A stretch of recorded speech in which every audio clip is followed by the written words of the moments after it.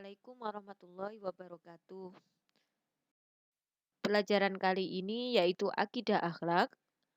Bab pertama yang akan kita bahas adalah kalimat thayyibah. Masih ingatkah kalian apa artinya kalimat thayyibah? Kalimat thayyibah adalah perkataan yang baik untuk Allah Subhanahu wa taala. Yang kita bahas pada hari ini adalah kalimat thayyibah yaitu astaghfirullahaladzim. Di dunia ini tidak ada manusia yang sempurna.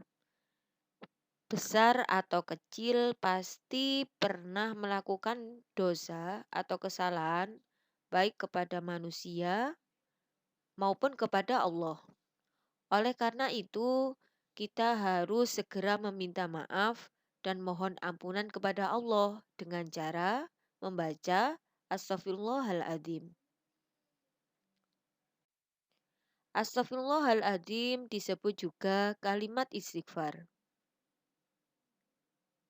Lafal dan arti dari kalimat istighfar adalah sebagai berikut. Diingat-ingat ya lafal bahasa Arabnya yang artinya aku mohon ampun kepada Allah yang Maha Agung. Allah Subhanahu wa taala berfirman, Bismillahirrahmanirrahim.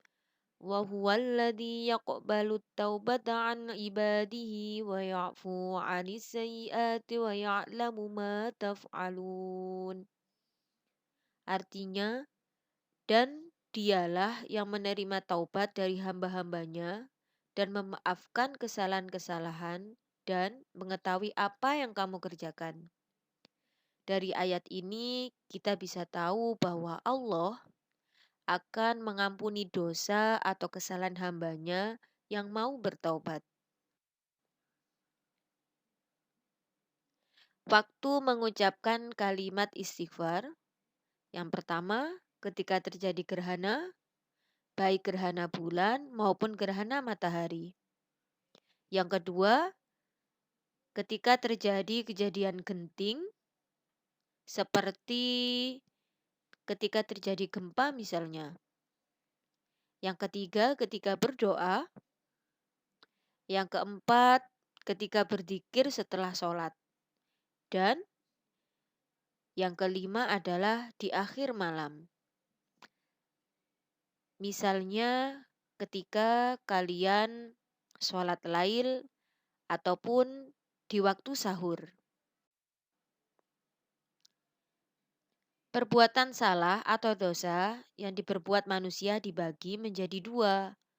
Yang pertama, perbuatan salah atau dosa manusia kepada Allah Subhanahu wa taala. Jika kita terlanjur melakukan kesalahan atau dosa ini, hendaknya kita segera membaca istighfar dan bertaubat. Apa itu taubat? Taubat adalah penyesalan seorang hamba atas dosa yang telah dilakukan. Taubat yang dilakukan dengan sungguh-sungguh, dengan cara tidak mengulangi lagi kesalahannya, disebut taubat nasuha. Dan yang kedua, perbuatan salah atau dosa manusia kepada manusia lain. Jika kita berbuat salah atau dosa kepada sesama manusia, selain membaca istighfar, kita juga harus meminta maaf kepadanya.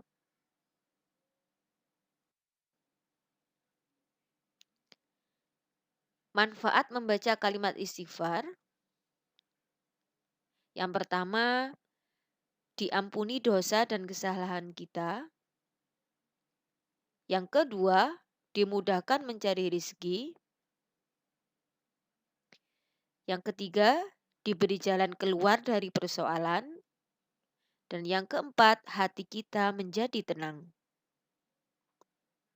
Dari manfaat ini, kalian dibiasakan ya untuk membaca istighfar.